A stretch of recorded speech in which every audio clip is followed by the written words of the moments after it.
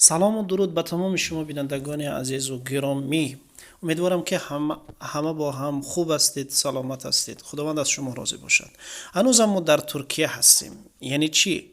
ما در این ویدیو برای شما بازم خورش دومین ترکی را برای شما پیشنهاد میکنیم. یعنی این خورش نام دارد لاماجون. یکی از خورش های معروف، یکی از خورش های بلذتی ترکی است. بعضی ها میگویند پیتزای ترکی.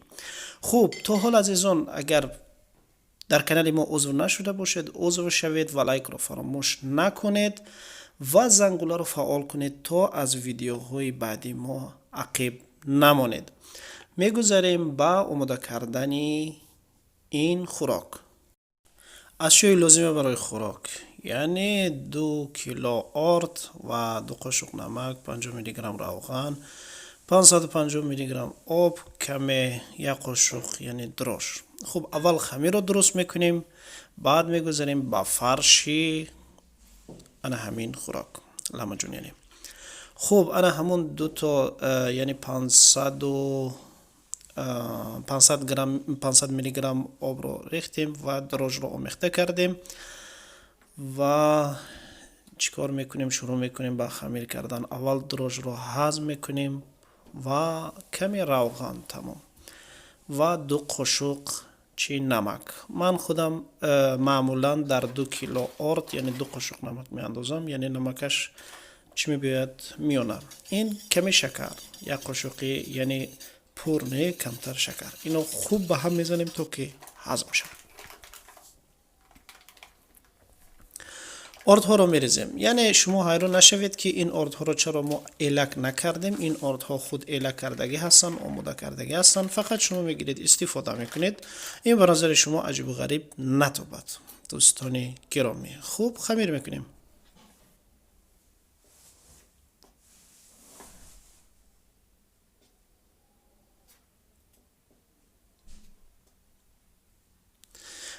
در اول کمی با قاشق آمیخته میکنیم چون که یک نم گیرد، یعنی تر شود. بعد چیز آسان تر از خمیر کردن.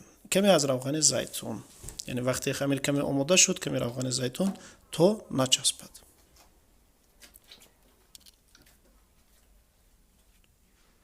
اگر در لاماجون خمیر ما بسیارتر آبش زیادتر بیاید خوشمزه تر می شود نسبت به دیگر خمیرهای پیتزایی که مثلا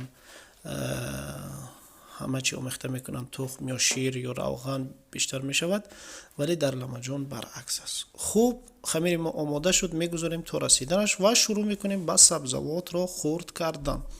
2 تا پامیدار، 5 تا پیاز میانه و 2 قرنفل تند و 3 دانه قرنفل بلغاری و کمی ربع پامیدار یعنی توماتن پاستا، ادویجات و نمک. خوب شروع میکنیم همه اینها را میکسر میکنیم. اگر دستگاه شما چگونه هست به اندازه دستگاه هاتون، یعنی همین طوری که میبینید دستگاه ها مختلف میشود. خوب این رو در اول هر یک سبزیجات رو یعنی خیلی میده میکنیم، خرد میکنیم.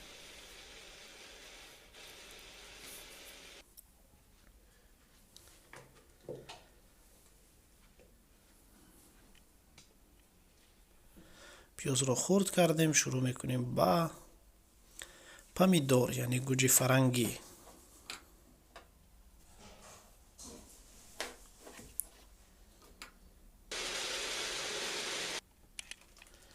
خوب قرنفل شیرین و قرنفل تند.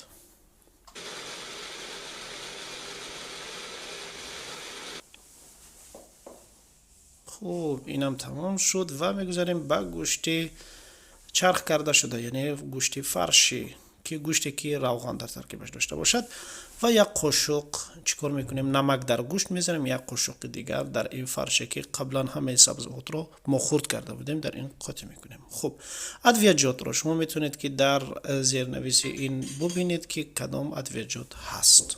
خب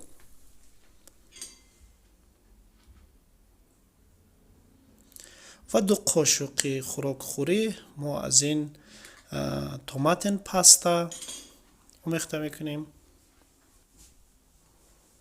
و گوشت چرخ کرده رو یعنی گوشت فرشی رو هم آمیخته میکنیم، خوب به هم میزنیم، همش رو خوب آمیخته میکنیم.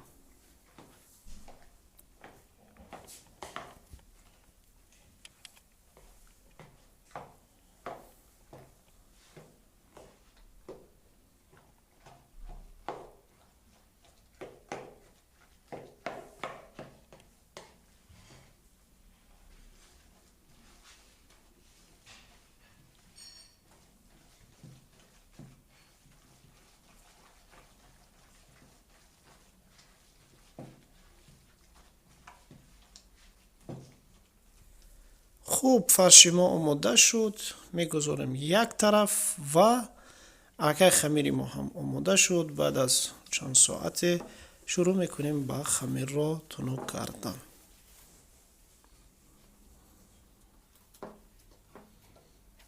خمیر ما کمی زیادتر هست ولی ما به اندازه فرش خود خمیر را استفاده میبریم. طرز آسان تنک کردنش یا اینکه فهمیدن چقدر، ما انا همین خیل دراز مانند یعنی دراز مانندش میکنیم و یک یک چیکار میکنیم از من خورد میکنیم. دوستان عزیز، من یک کاری بسیار بسیار خطا کردم اینجا، یعنی در بالای انا همین گویم که پلیون که من این را خورد کردم، این خوب نیست که تو که این خراب میشه، شما این کار رو نکنید. خوب از 50 تا 60 گرم این ما توپچه ها رو میکنیم، یعنی کوگل هایمون رو که به اندازه 50 تا 60 گرم باشد. خب شروع میکنیم بعد تنک کردن، بعد پهن کردنی خمیر که به همه شما معلوم است که چگونه پهن کرده می شود.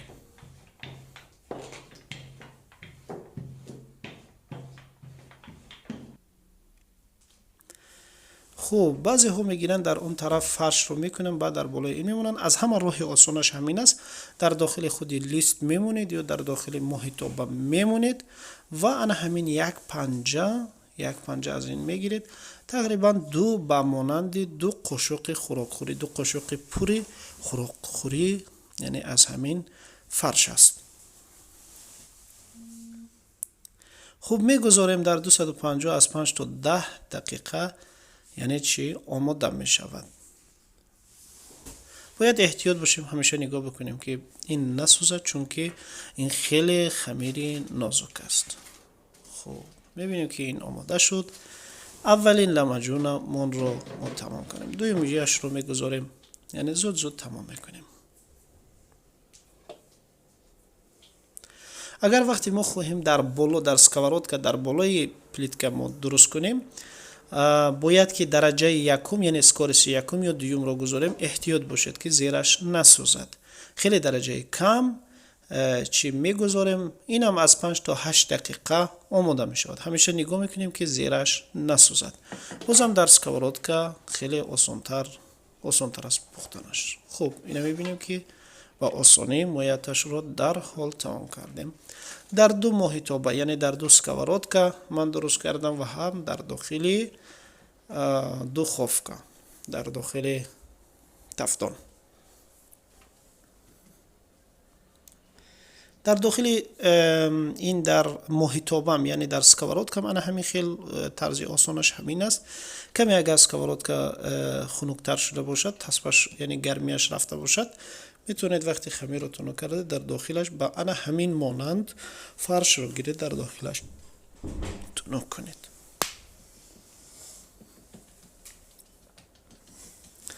در مغازه های ترکی در همه جا به شما معلوم است که شاید اگر دقت کرده باشید این رو میفروشن، یعنی میتونید که این در خانه، یعنی معنی اون رو دارد که در خانه شما میتونید زیاد درست کنید، میتونید در اون خلدینی که یخچال گذارید تا یخ زند. مثلا میتونید هر وقت که دلخواه دارید در میکروالنوف که گرم کرده نوش جان میکنید.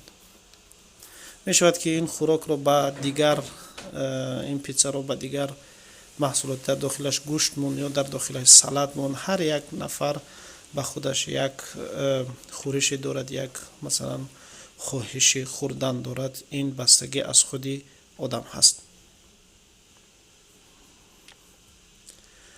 خب ورقه ما تمام کردیم، همش رو فرش ما همین قدر رسید و خمیر ما کمی زیادی کرد، برای ما دیگر لازم نیست. خلاصه که میبینیم ما توانستیم این رو کردن. این بهترین است، به شما توصیه کرده می شود که اگر خواهش این رو تجربه کردن داشته باشه در خانه، انا همه به همین ماننده که من کردم بهترین ریسیپش هست، یعنی در خانه درست کنید و بازم رحمت هم میگوید بهترین خوراک رو میخورید. دوستان عزیز، امیدوارم که این ویدیو به شما پسند می آید و البته دستگیری رو فراموش نکنید. دستگیری شما فقط چی است؟ لایک است و یعنی پادپیساتsia کردن، یعنی برای پیشروی کارمون خیلی کمک میکند. دعا میکنیم که از شما خدا راضی باشد تا ویدیوهای دیگر. خدا نگهدار شما و من چشیدم بهترین خوراک آمده است. یا صلوات به پیامبر میفرستیم به شما اشتهای تام.